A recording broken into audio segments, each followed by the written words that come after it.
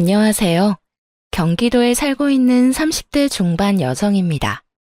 요즘 저는 아이가 크는 모습을 보는 행복으로 살고 있어요.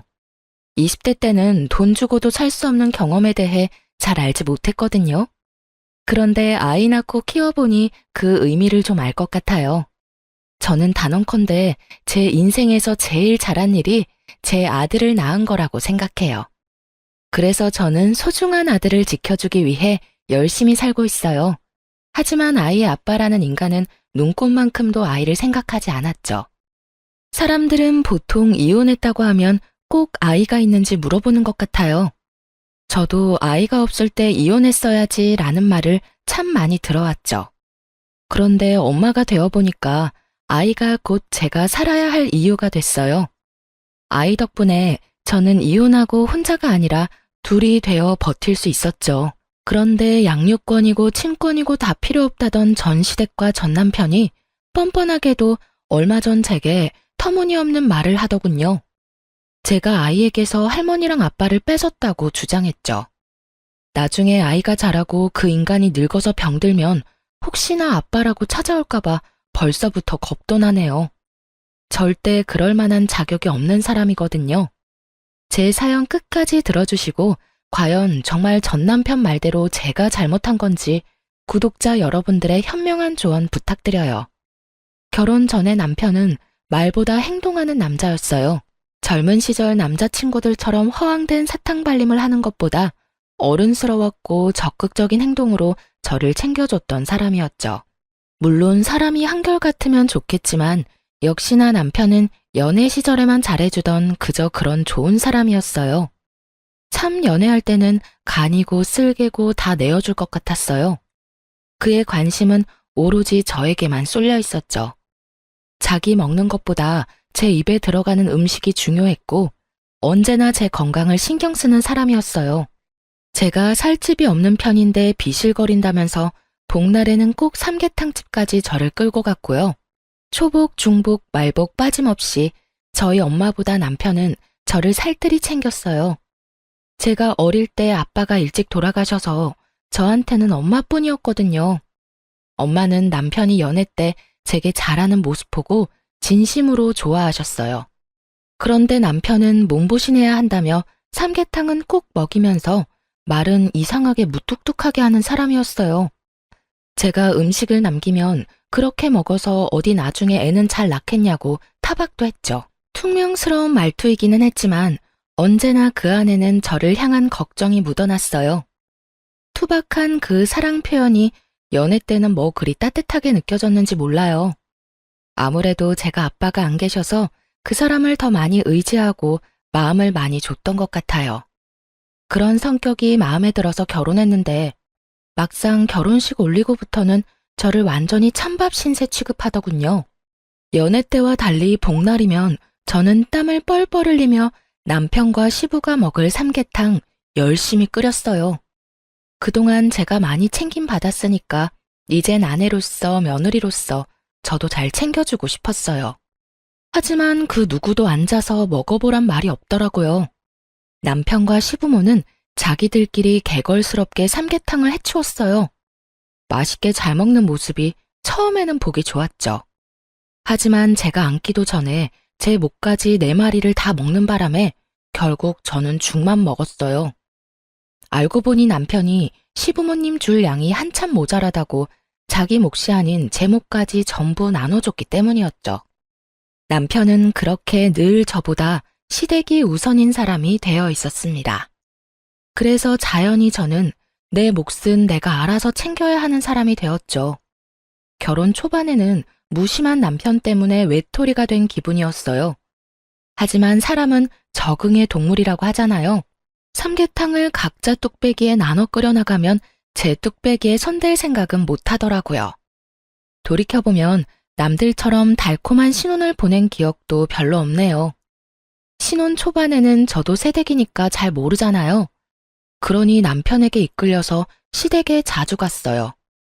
2번 다시 돌아오지 않을 신혼의 시간을 시부모에게 할애했었고 그 이후에는 뭐 아들 임신하고 독박 육아하느라 바빴어요. 어쩌다 제가 남편에게 서운한 티라도 내면 남편은 결혼하면 다 이런 거라고 말했고, 저는 육아에 지쳐서 반박하지 않고 수긍해버렸죠. 그렇게 기억은 다 나지 않지만 제 마음속 깊이 자잘하게 서운한 것들이 얼마나 쌓여갔는지 몰라요.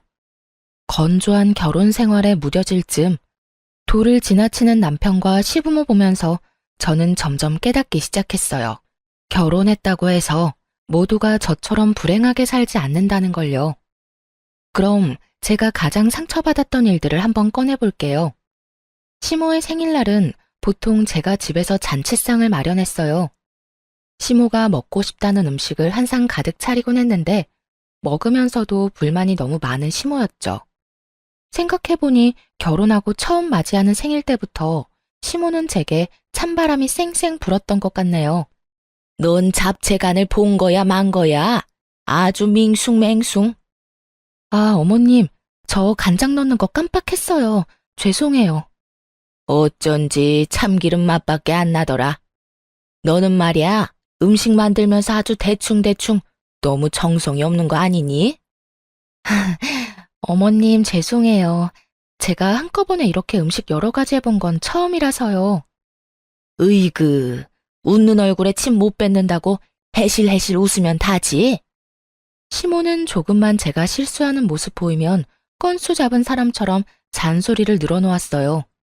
처음에는 어른 말씀이라 끝까지 들었는데 저도 겪다 보니 점점 요령이 생겼죠. 시모 잔소리가 시작되면 말을 돌리며 자리를 슬쩍 뜨곤 했어요. 그땐 정말 뭘 몰라서 남편이 고생했다는 말이라도 제게 한마디 해주면 그게 얼마나 뿌듯했는지 몰라요. 그래서 시모가 구박해도 별 타격이 없었죠. 하지만 타박하는 것도 한 번이 아니라 여러 번 겪다 보니 저도 불만이 쌓여갔어요.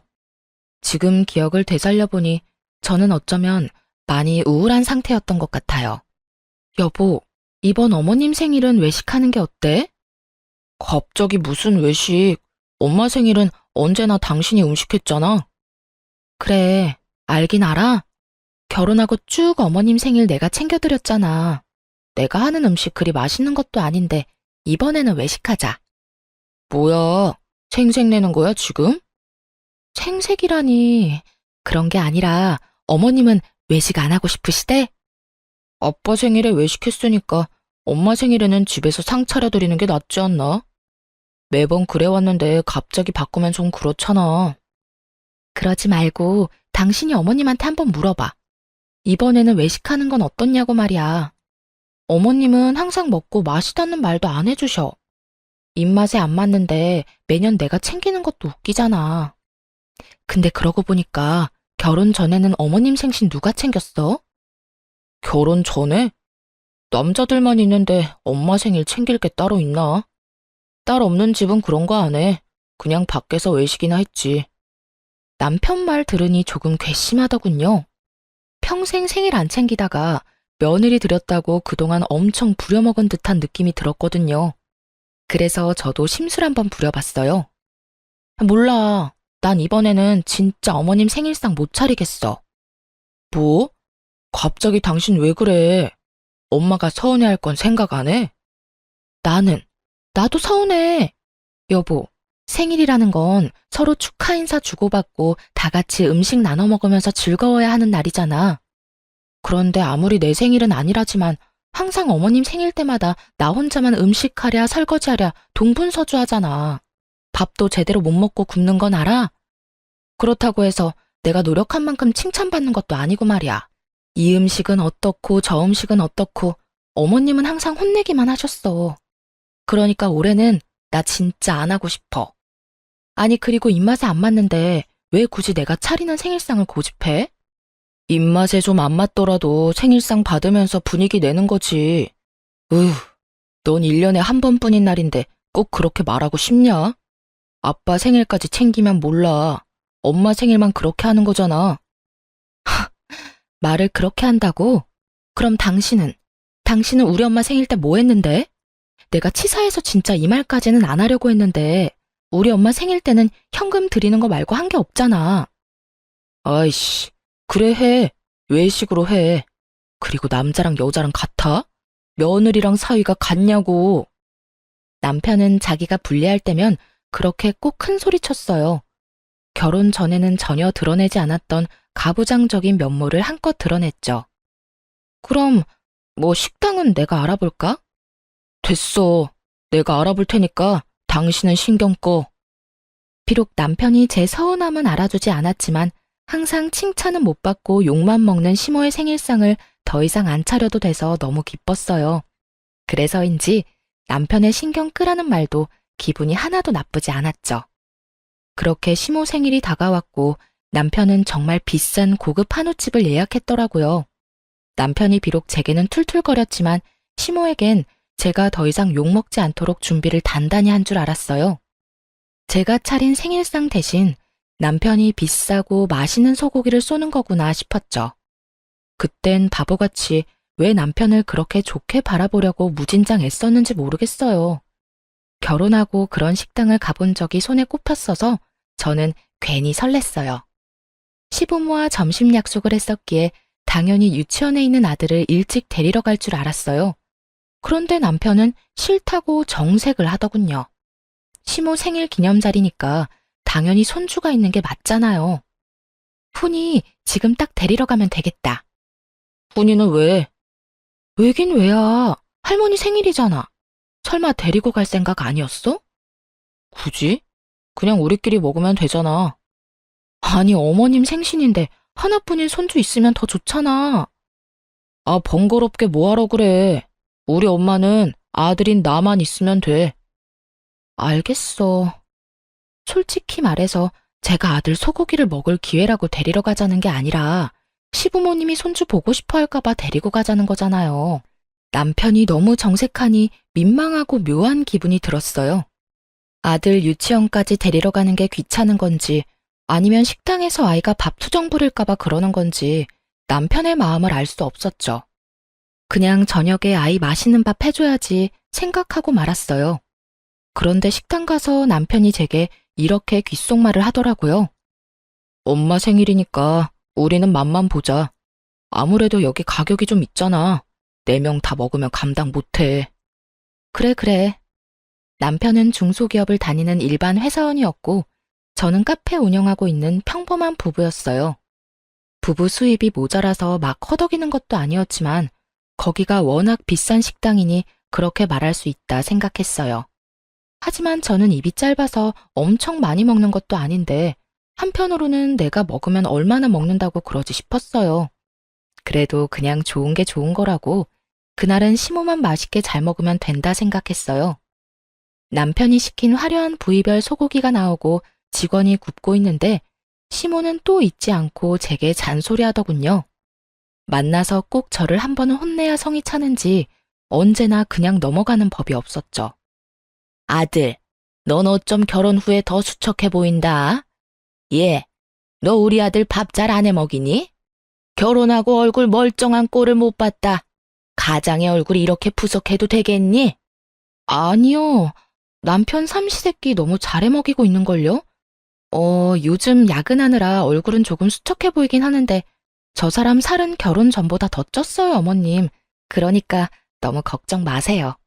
저희는 맞벌이 부부인데 시모 눈에는 언제나 자기 아들만 가장으로 보였나 봐요. 자기 아들 몸집에 반도 안 되는 며느리는 하나도 걱정 안 되냐고 시모에게 묻고 싶어서 입이 근질근질했어요. 으이그, 너무 나물 반찬만 하지 말고 밥상에 고기도 올리고 해야 한다. 닭고기나 돼지 말고 이런 좋은 소고기 같은 것들 말이다. 그럼요. 그리고 이 사람 고기 없으면 밥도 잘 안 먹어요. 훈이는 아빠랑 다르게 고기 없어도 밥 잘 먹는데 말이죠.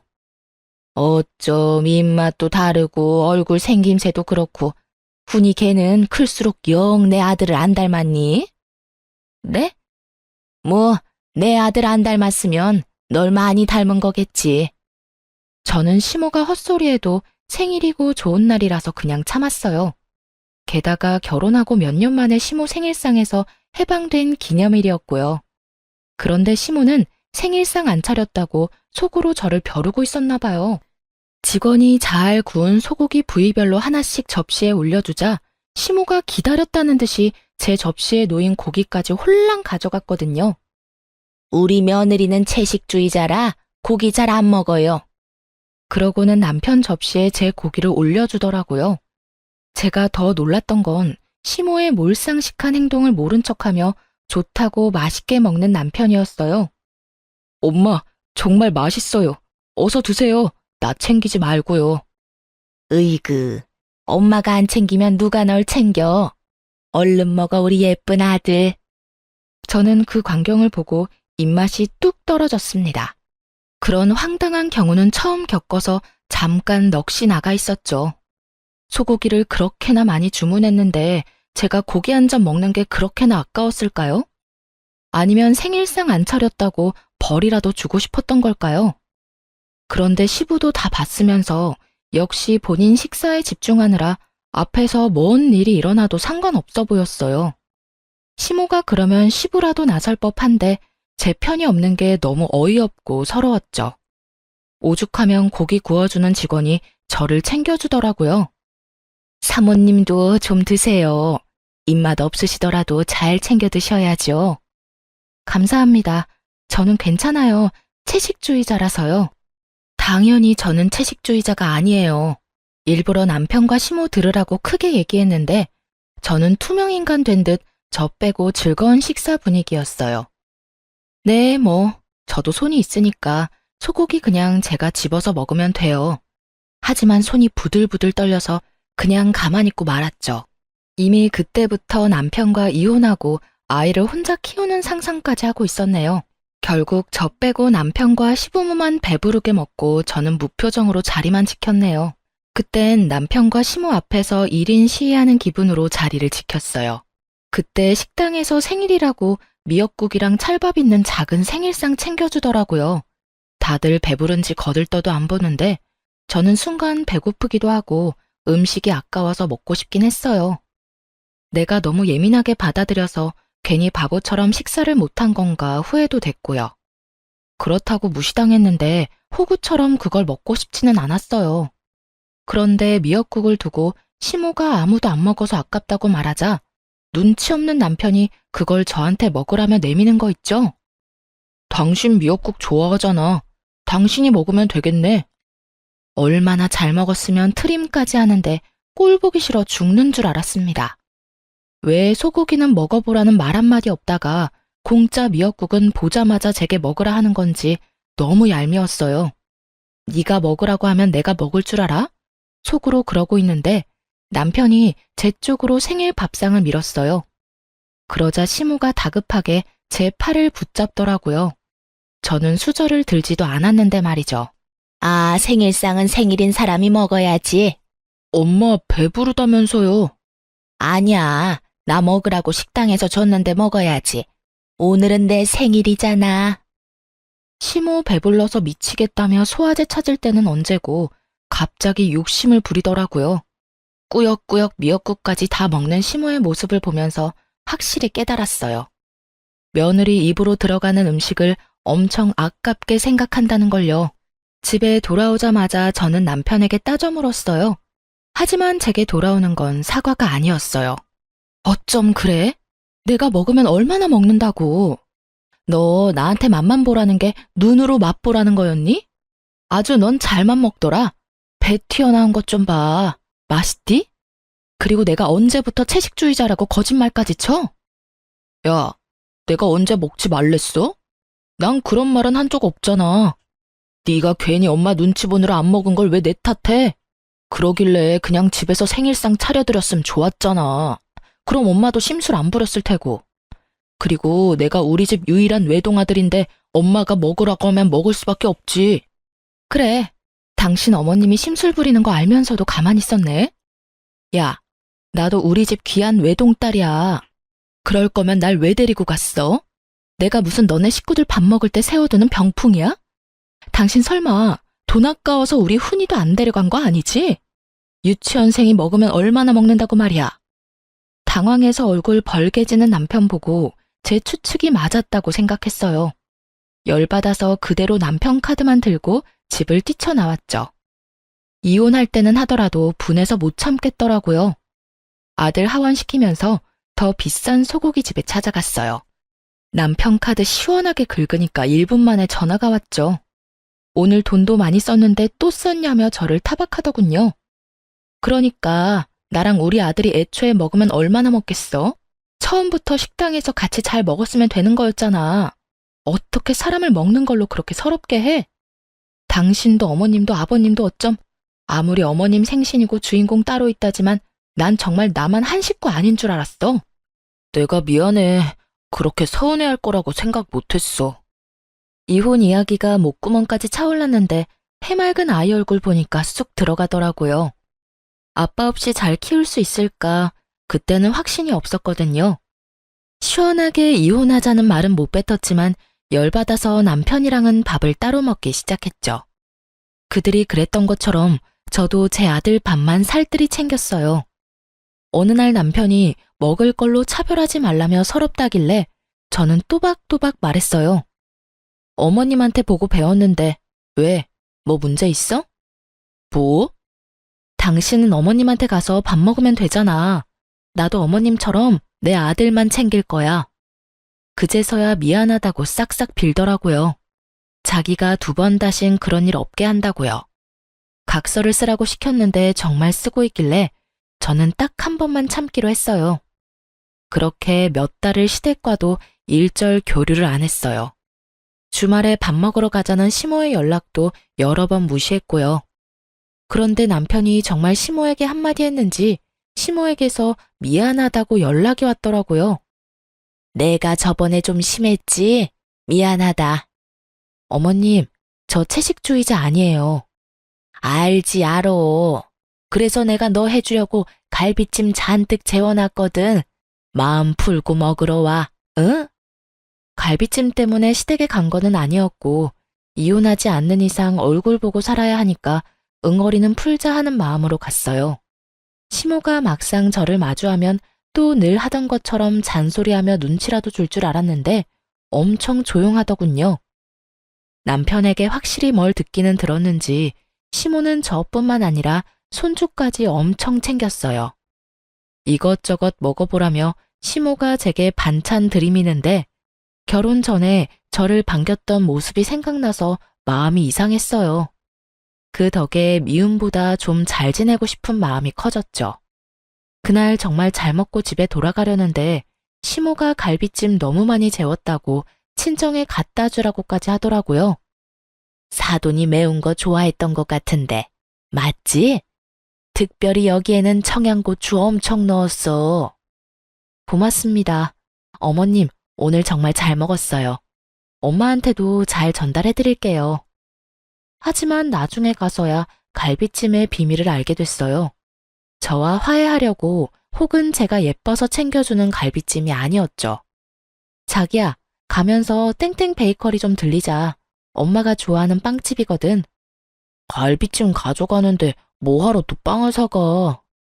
아니, 갈비찜은 어머님이 챙겨주신 거고 내가 엄마 사드리고 싶어서 그래. 요즘 밀가루값 엄청 올랐잖아. 빵값도 만만치 않은데? 뭐야, 아깝다는 거야? 아니, 내 돈으로 사는데 왜 그래? 기왕 가는 거 들리자고. 알겠어. 그런데 밀가루 값도 값이지만 이번에 장모님 아파트 값도 정말 많이 올랐더라. 뭐? 뉴스 못 봤어? 그쪽 동네 다 올랐다고 뉴스 떠서 내가 검색해 봤었거든. 그래? 엄마가 말 안 해서 몰랐어. 아무리 뉴스가 떴다지만 처갓집 아파트 시세를 몰래 검색해 봤다는 게 참 정 떨어지더라고요. 사실 그 전에 밀가루값 얘기할 때부터 신경이 거슬렸죠. 그럼 갈비찜 갖다 드리면서 아파트 값이 얼마나 올랐는지 장모님한테 물어봐. 아무리 모녀지간이라도 다 말할 수는 없어. 아, 그러니까 갈비찜 드리면서 자연스럽게 물어봐야지. 뭐래? 근데 당신 장모님 집 비밀번호는 알아? 요즘은 본가 비밀번호도 모르는 사람 많더라. 그런데 미리미리 그런 것도 알아놔야 해. 오늘 가면서 장모님 집 비밀번호도 체크해보자. 장모님 명의로 돼 있기는 하지만 결국 당신 거잖아. 가만히 있어봐. 비밀번호는 당신만 알고 있을 게 아니라 사위인 나도 알고 있어야 하겠네.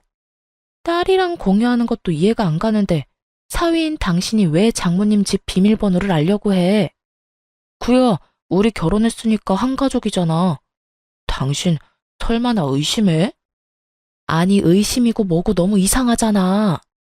아니, 장모님 연세도 있는데 혹시 모르잖아. 도어락뿐만 아니라 이참에 장모님 통장 비밀번호도 미리미리 체크해둬. 요즘 돌연사나 교통사고도 많은데 갑자기 훅 가시면 어떡해? 남편의 말을 듣다 보니 어처구니가 없었어요. 저 말들이 저만 이상하게 느껴지나요? 여러분이 보셨을 때 어떻게 느껴지는지 정말 궁금하네요. 저는 남편의 말에 참지 못하고 꽥 소리를 지르고 말았어요. 당신 미쳤어? 재수없는 말을 뭐 그렇게 아무렇지 않게 내뱉어? 깜짝이야. 왜 소리를 지르고 난리야? 뭐가? 그리고 우리 엄마 아파트가 왜 내 아파트야? 그거 우리 엄마 거야. 내가 가질 생각 전혀 없거든? 아, 그럼 당신 논리대로 나는 어머님 아버님한테 현관 비밀번호랑 통장 비밀번호 다 공유해달라고 하면 되는 거지? 뭐? 당신이 알아서 뭐하게? 그러니까 내 말이 딱 그거야. 네가 우리 엄마 비밀번호는 알아서 뭐하게? 아니, 장모님은 혼자시잖아. 친정 가는 길 내내 문홀리의 남편과 말싸움을 하느라 신경이 곤두섰죠. 친정엔 저 혼자 들어가서 갈비찜만 갖다 주고 바로 내려오려고 했거든요. 근데 남편은 치사하게 시모가 챙겨준 갈비찜을 꼭 자신이 드릴 거라며 쫓아오더라고요. 그때 살짝 당황했어요. 설마 이러려고 시모가 갈비찜 챙겨준 건가 싶었죠. 제가 초인종을 누르자 남편은 한 번 더 친정 도어락 비밀번호를 모르냐고 묻더군요. 사실 엄마 집 비밀번호 알고는 있었어요. 그런데 남편이 옆에서 빤히 보길래 거부감 들더군요. 아무리 내 남편이라 해도 그 상황에는 그랬어요. 그날 어찌저찌 엄마한테 갈비찜 가져다 드리고 넘어갔어요. 남편에게 다시는 그 얘기 꺼내지 말라고 분명히 경고했죠. 그런데 남편은 계속해서 정신 못 차리고 결국 선을 제대로 넘더라고요. 장모님 갈비찜은 잘 드셨을라나? 맞다. 엄마가 잘 먹었다고 전해달랬는데 깜빡했어. 통 가져가라고 연락 왔었는데 일이 바빠서 답장을 못했네. 내가 가지러 갈까? 당신이? 왜? 나 퇴근하는 방향이 어차피 같잖아. 그럼 그래줄래? 엄마한테 내가 미리 전화해 놓을게. 아니야, 내가 들릴 때 전화 드리지 뭐. 아무 생각 없이 남편한테 맡겼는데 일이 터지고야 말았어요. 수진아, 그게 정말 네 생각이니? 어? 엄마 뭐가? 남편은 몸이 안 좋아서 다음에 오라는 엄마 말을 듣지 않고 걱정된다고 굳이 집에 찾아온다고 했대요. 그러더니 편하게 누워 계시라고 엄마한테 집 비밀번호를 문자로 넣어달라고 했다네요. 엄마는 직접 열어주겠다고 편하게 벨 누르라고 말했는데 남편은 그럴 필요 없다고 계속 비밀번호를 달라고 고집을 피웠대요. 아무리 사위라지만 엄마도 느낌이 좋지는 않았나 봐요. 엄마가 끝까지 비밀번호 안 알려주셨는데 남편은 벼랑간 시모랑 같이 나타났다고 하네요. 시모는 지나가다가 아들 차 얻어 탔는데 그 김에 사돈한테 인사하러 왔다고 말했고요. 시모는 엄마가 괜찮다고 거절했는데 부담스럽게 죽까지 끓여준다며 안방에 누워있으라 했대요. 그런데 엄마가 안방에 누워있는데 밖에서 계속 찰칵찰칵 사진 찍는 소리가 계속 들리더래요. 슬쩍 나가보니까 남편이 말도 없이 친정집 내부를 찍고 있었던 거예요. 아니 자네 지금 뭐 하나? 장모님 별거 아니니까 신경 쓰지 마시고 방에서 쉬고 계세요. 어머, 내 집 사진을 찍는데 내가 신경을 어떻게 안 쓰나? 그냥 부동산에 문의하려고 찍는 거예요. 무슨 문의를? 남편과 시모는 그때부터 몸도 좋지 않은 엄마를 앉혀놓고 말 같지도 않은 말을 했더라고요. 지금 최고점일 때 아파트 팔고 하나뿐인 외동딸 서포트 하라고요. 친정아빠도 안 계시는데 믿을 구석이라곤 엄마밖에 없지 않냐면서요. 그러곤 친정엄마께 미리 죽을 날 받아놓은 사람 대하듯 어느 은행에 돈이 얼마나 들어있는지 은행별로 비밀번호도 다 정리해서 제게 다 알려주라 했다네요. 둘이서 아주 작정한 듯 엄마의 혼을 쏙 빠뜨려 놓고 가버린 거죠. 그것뿐인 줄 아니? 한서방이 나한테 깔끔한 신축으로 월세방 얻어주겠대. 아파트 시세 올랐을 때 팔라는데 어찌나 불편한지 모르겠더라. 내가 멀쩡한 내 집 두고 갑자기 어딜 가니? 사돈도 합세해서 다 딸 위한 거라 하는데 너 정말 엄마가 아파트 팔았으면 좋겠어? 요즘 너희 생활 어렵니? 내가 모르는 무슨 일이라도 있는 거야? 엄마 그거 절대로 내 생각 아니야. 내가 지금 집으로 갈게요. 이게 무슨 일이라니. 갑자기 들이닥쳐서는. 통화하는 내내 친정엄마는 갑작스런 상황에 놀라고 속상해서 오셨어요. 저는 남편에 이어 시모까지 왜 자꾸 M1 엄마 아파트에 눈독을 들이는지 정말 환장하겠더라고요. 급하게 아이를 데리고 친정에 갔어요. 그런데 어린 제 아들이 엄마 집 문 앞에서 하는 말에 저는 그만 다리에 힘이 풀려서 주저앉고 말았어요. 엄마, 할머니가 꼭 비밀번호 외워오랬어. 숫자 놀이 한다고 했어. 어? 푸나, 혹시 어떤 할머니? 아빠 할머니가 엄마 할머니 비밀번호 가르쳐 달랬어. 저희 아이는 아직 어려서 외할머니를 엄마 할머니라 불렀고 친할머니를 아빠 할머니라고 불렀어요. 무슨 속셈인지는 몰라도 시모가 어린 손주한테 외할머니 집 비밀번호를 외워오라고 시킨 거예요. 그때부터 눈앞에 보이는 게 없어지더라고요. 집주인이 멀쩡히 있는데 몰래 사진까지 찍고 그놈의 현관 비밀번호 알아내서 뭐 어쩌려고 그렇게까지 하는 건지 도대체 무슨 짓을 벌이려고 그러는지 소름이 끼치기 시작했죠. 시모에게 전화를 걸어서 따지니 시모는 태연한 목소리로 말했어요. 어머님, 혹시 우리 훈이한테 저희 엄마 집 비밀번호 알아오라 했어요? 아이고, 네가 물로 터져서 그랬지. 갈비찜 해줬으면 그걸로 해결했어야지. 너네 엄마 아파트값 엄청 올랐잖아. 엄마 죽고 물려받으면 늦어. 아파트 똥값 된다 너. 그 아파트는 지금 그만큼 올랐을 때 얼른 팔아야 해. 부동산에 얼른 내놓고 리모델링 한 적이 있어서 그런지 다른 호수보다 깔끔하니까 더 얹어서 내놓아도 충분히 팔릴 거야. 내가 이미 내놓은 집들 다 보고 왔어. 지금 제정신으로 하시는 말씀인가요? 떡줄 사람 생각도 안 하는데 뭐 하는 짓이에요, 이게?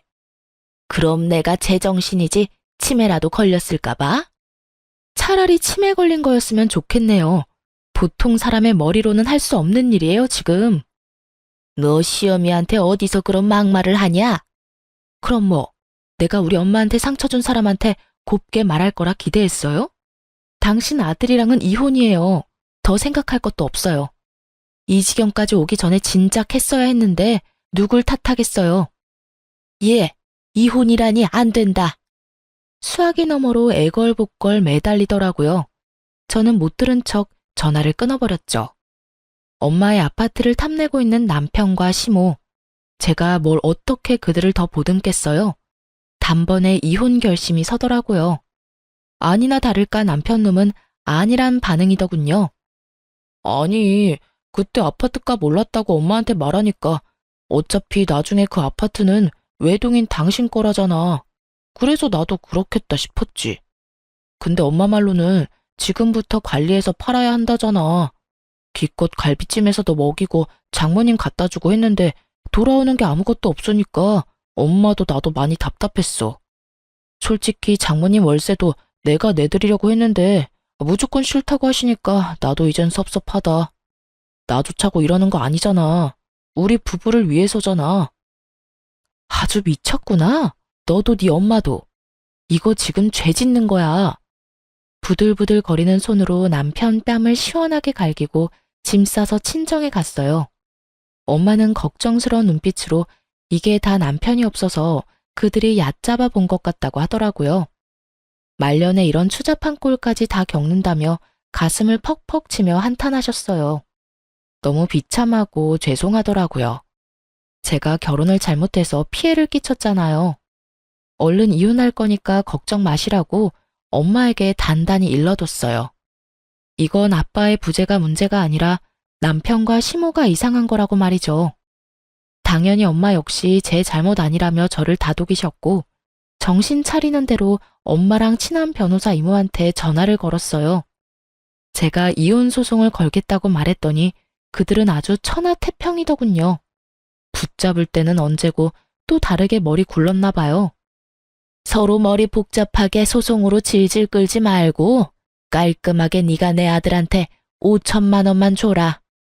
그럼 네 아들 양육권이랑 친권 우리가 다 포기해 줄 테니 내 아들도 새 출발은 해야 하지 않겠니? 겨우 별것도 아닌 것 가지고 예민해하는 너나 네 엄마 때문에 지금 우리도 피해보는 거잖아. 가족끼리 비밀번호 공유하는 게 뭐가 어때서? 그리고 내가 아파트 팔아서 놔달라고 했냐? 너 가지라고 떠먹여줘도 왜 받아먹질 못해? 정말 그거면 돼요? 5천만 원? 당신이 말해봐. 당신 5천만 원 주면 흔히 안 볼 자신 있어? 나도 엄마 의견이랑 똑같아. 솔직히 애는 엄마가 알아서 키우면 되는 거 아닌가? 그리고 예전부터 의심 가던 거지만 훈이 나랑 너무 안 닮은 것 같아. 나만 그렇게 생각하는 게 아니라 우리 가족 다 그렇게 생각해. 그거에 대해선 아무것도 묻지 않을 테니까 깔끔하게 5천만 원만 줘. 뭐? 그래, 5천만 원 줄게. 역시 너란 인간 부성애고 뭐고 없구나. 저는 5천 원짜리 지폐를 남편놈 얼굴에 그리고 10,000원짜리 지폐를 시모 얼굴에 차례로 던졌어요. 남편이 사태 파악하고 이게 무슨 짓이냐고 발악하더군요. 시모 역시 뒷목 잡고 쓰러지는 신용했고요. 야, 너 미쳤어? 어머나, 이게 교양업계 무슨 짓이야? 감히 누구 얼굴에 돈을 던져? 왜? 기분 나빠요? 나랑 우리 엄마 그리고 훈이까지 우습게 알길래 나도 당신들 우습게 알고 있다고 보여주는 거야. 그리고 훈이가 누구 닮아서 유제품 알러지가 있는데 감히 우리 훈이를 그딴 식으로 언급을 해? 유제품 알러지는 흔한 거잖아. 그래, 너 덜 맞았구나. 저번에 맞은 뺨으로 충분하지 않지? 저는 친자검사 해봐야겠다며 남편에게 머리털 내놓으라고 머리채를 붙잡고 마구 흔들어줬어요. 그만해. 아프다고 진짜. 너 나 대머리 되면 책임질 거야? 시모는 본인 아들 머리통 흔드는 장면 보고 아주 개거품 물었어요. 그래서 활용점정으로 남편놈 얼굴 뺨 마지막으로 한 번 더 날려줬네요. 겨우 그 몇 대 맞은 생채기랑 제가 겪고 있는 고통이랑 비교할 수 있을까요? 지켜보던 시부는 결혼을 잘못했다면서 혀를 끌끌 차고 나가더군요. 그러니까요.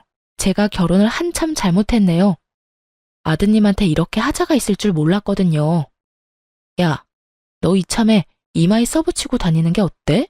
나는 하자가 있습니다. 하고 말이야. 그리고 댁들도요. 하자의 원인이 다 부모한테 있는 거 아니겠어요? 아유, 저 독한 것 말하는 것 좀 봐. 예, 친정 재산 좀 나눠 가지면 어디 덧나냐? 꼭 그렇게 못되게 굴어야겠어. 어차피 늙은 친정엄마 나중에 아프면 딸이 모셔야 할 거고 그때 되면 내 아들이 장모님 뒷바라지 다 할 텐데 말이다. 도대체 넌 왜 이렇게까지 발작하는 건지 도무지 이해가 안 돼서 그래. 아니 아파트 비쌀 때 팔아서 이익 남기면 너도 좋고 너희 엄마도 좋은 거잖아. 그건 우리 엄마가 알아서 하실 일이고요. 왜 당신들 뱃속 채울 궁리를 우리 엄마 아파트로 하냐고요. 그럼 내가 당신들 재산 죽기 전에 미리 나눠 가지자고 달려들면 가만히 있을 거예요? 당신 아들을 위해서? 뭐? 이게 감히 뭘 넘보려고 해? 그러니까요. 열받죠? 왜 역지사지 입장 바꿔서 생각 못 하세요? 내가 댁내 아들 새 출발은 꿈도 못 꾸게 해줄게요. 네가 무슨 수로? 내 아들은 내가 있으니까 걱정 마라. 넌 네 아들이나 신경 써. 친권, 양육권 다 가지려면 얼른 5천만 원이나 준비하라고. 시모가 하는 행동을 봐선 누가 보면 정말 제 아들이 친손주가 아닌 줄 알겠더라고요. 배 아파서 대를 이을 핏줄 낳아줬더니 홀대하는 건 뭔가요? 자기 아들 대를 끊고 싶은 건가 싶었어요. 곧바로 저는 엄마 친구인 변호사 이모를 통해서 남편에게 이혼 소송을 걸었습니다. 그런데 누가 봐도 소송이 제 쪽으로 유리해지자 남편은 갑자기 손이 발이 되도록 싹싹 빌었어요. 제발 이혼은 하지 말자고 눈물 콧물 흘리더군요. 하지만 이혼하지 말자는 이유도 결국 저와 아들 때문이 아니라 양육비의 위자료까지 어지간히 혼자 감당하기 싫어서 그런 거였어요. 그래서 남편이 더 괘씸하게 느껴졌죠. 우리 훈이 생각해서 이러지 말자. 어? 이혼이라니 애가 아직 3살인데. 훈이 생각했으면 정말 네가 그랬으면 안 됐지. 할머니라는 인간은 애한테 외할머니 비밀번호 알아오라 하질 않나. 아빠라는 놈은 친자식인지 의심간다 하질 않나. 야, 이미 엎질러진 물이야. 너랑 내가 회복될 것 같아? 아니, 절대. 그리고 너랑 네 부모 소름 끼쳐서 내가 너랑 더 이상 어떻게 살겠니? 아픈 우리 엄마 누워있는데 집 사진 찍고 싶디? 그게 네 집이야? 꿈도 야무지다. 어디 감히 멀쩡히 살아있는 장모님 아파트를 탐내? 자기야, 내가 진짜 잘못했어. 엄마가 그러자고 해서 내가 휩쓸린 거야. 전부 내 의견이 아니었다고. 가증스러운 사과하지 마. 받아줄 생각 없으니까. 그냥 너는 지금껏 그랬던 것처럼 계속 그렇게 네 엄마한테 휩쓸려서 살아. 그게 네가 받을 벌이니까. 나 돈 없어. 월급 얼마나 한다고 양육비까지 받으려 해 정말? 그래, 본심은 꼭 나중에 마지막에 나온다니까. 뻔뻔하게 바짓가랑이 붙잡는 남편놈 냉정하게 내치고 떠났어요. 저는 더 이상 그 가증스러운 악어의 눈물에 속는 바보가 아니었으니까요. 거짓말처럼 남편이랑 이혼하고 나니까 제 주변에 좋은 일이 많이 생겼어요. 엄마의 아파트 값은 그 후로 훨씬 더 많이 올랐죠. 하지만 또 한편으로는 열받게 신혼집으로 구했었던 저희가 살던 아파트 값 역시 많이 뛰었다는 걸 알게 됐죠. 전 남편 이득 볼 거 생각하니 저는 살짝 배가 아플 뻔했어요. 하지만 술 취해서 전화 온 전 남편 때문에 저는 배꼽 잡았네요. 여보세요? 너 그거 알아? 우리 아파트 값 엄청 오른 거? 너 그거 자랑하려고 전화했니? 전 남편이 아파트 값 올랐다고 자랑이라도 할 줄 알았는데 그는 냅다 전화기에 대고 통곡하듯 울기 시작했어요. 으씨, 내가 그때 너랑 이혼만 안 했어도, 급하게 아파트 팔지만 않았어도 지금 그 아파트 가지고 있었으면 거의 2배야. 지금 2배로 뛰었어. 이혼하고 전 남편이 급하게 똥값의 아파트를 판 겁니다. 무슨 사정인지는 모르겠지만 회사도 다니면서 위자료랑 양육비 줄 돈이 안 생겨서 팔았대요. 그러곤 아예 시댁에 들어간 것 같더라고요. 전 남편 말대로 이혼 안 하고 같이 잘 살았으면 아파트값 오른 거 엄청 득이 됐을 텐데 같은 생각 잠깐은 했어요. 하지만 저는 아쉽지는 않았어요. 그놈이 고통스러운 게 제 행복이니까요. 저는 이혼 잘 마무리하고 위자료 두둑히 챙겼어요. 아들 클 때까지 달마다 양육비도 받기로 했고요. 그런데 이혼한 지 얼마 안 됐을 때 전 남편과 전 시집에서 다시 연락이 왔었죠. 제 아들이 보고 싶다면서 같이 시댁으로 오라더군요. 같이 살 때는 애를 그다지 예뻐해 주지도 않더니만 갑자기 그 무슨 속셈인가 싶었죠. 물론 그들이 저한테는 죽을 죄를 지었지만 제 아들이 원한다면 전 남편 얼굴은 보여줄 생각이었어요. 아들에게까지 제가 겪은 일 다 말하면서 그들이 너한테 그랬다 할 생각은 없었으니까요. 하지만 제 아들 보고 싶다는 핑계로 만나놓고 전 남편은 저보고 돈을 빌려달라고 하더군요. 그 이후로 당연히 아들 얼굴 안 보여줬어요. 친정엄마 아파트 탐내고 내내 제게 맡겨놓은 듯 5천만 원 달라는 전 시모의 말이 찜찜했었는데 뒤늦게 그 내막을 알게 됐어요. 지금껏 조용했던 전 시부가 사고를 친 거였더군요. 시댁 아파트를 가지고 빚내서 노름을 했었나 봐요. 집이 경매 넘어갈 위기를 저를 통해서 모면하려고 계획했었던 거죠. 처음에는 저희 엄마 아파트 욕심냈고 안 되니까 제게 5천만 원이라도 요구한 거예요. 결국 제게 돈을 못 받으니까 전 남편 아파트까지 팔았던 거고요. 전 남편은 저희 카페로 찾아와서 자기 불쌍하지 않냐며 돈을 못 빌려주겠으면 양육비라도 받지 말라고 뻔뻔하게 굴었어요. 나 정말 답답해. 그 좁아 터진 오피스텔에 부모님까지 모시느라. 그건 네 사정이고 이번 달 양육비나 똑바로 입금해. 너 이렇게 장사 잘 되는데 정말 나 모르는 척 할 거야? 네가 뭔데? 나야 훈이 아빠지. 그래, 너 훈이 아빠지. 그러니까 양육비 입금 제대로 하라고. 전 남편은 제 단호한 태도에 할 말을 잃었는지 아님 카페 손님들이 쳐다봐서 창피했던 건지 더 이상 아무런 말도 못하더라고요. 그렇게 저는 자연스럽게 전 남편이라는 존재를 잊고 살아가고 있었어요.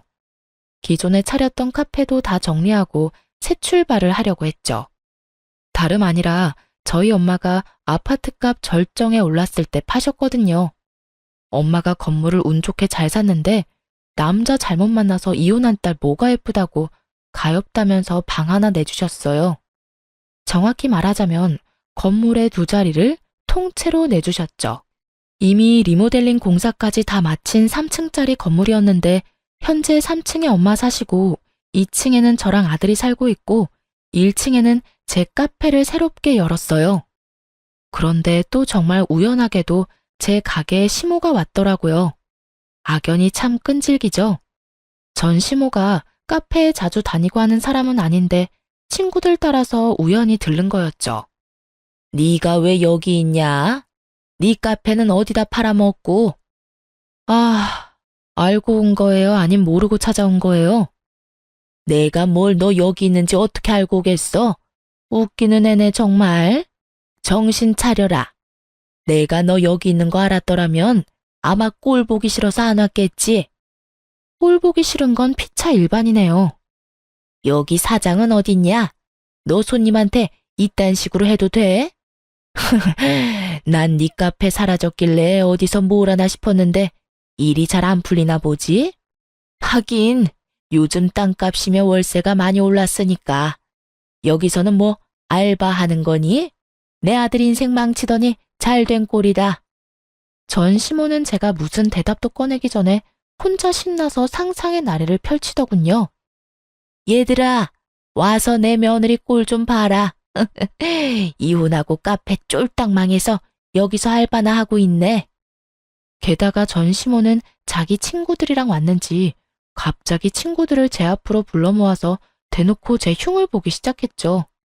그때 알바생이 사장님이라고 부르자 전 시모는 용케 다시 카페 열었냐고 비웃었어요. 그래봤자 다 은행빚 아니냐고요.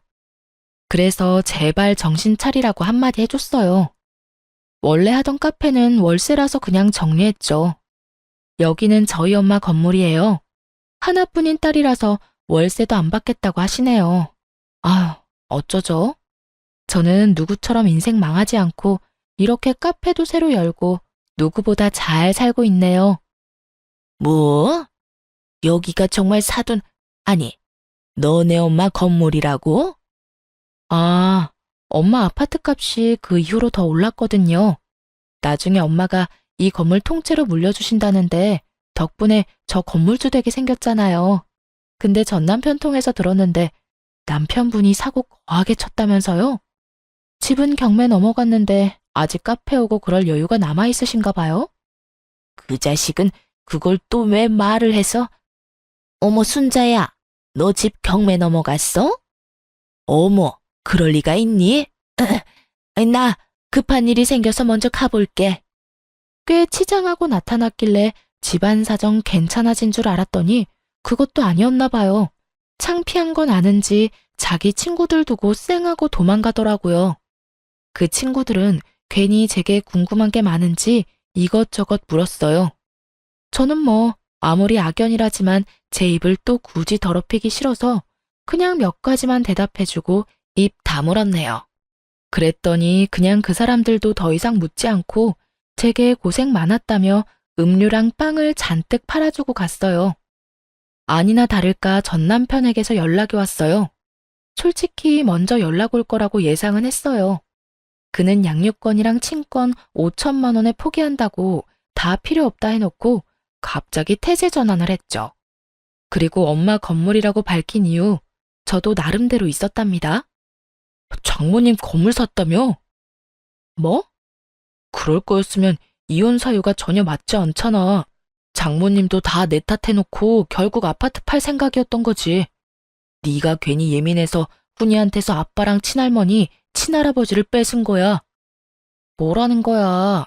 먼저 양육권 친권 타령하면서 5천만 원 들먹인 게 누구더라? 됐고, 이제 나도 훈이 아빠 자리를 다시 되찾을 거야. 나도 내 권리를 찾아야지. 권리라.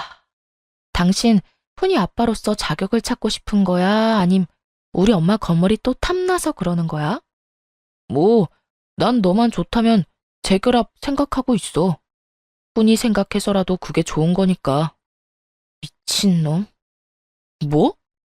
너 양육비 4개월이나 밀렸어. 번호 바꾸고 잠수 타더니 이제서야 연락이 되네?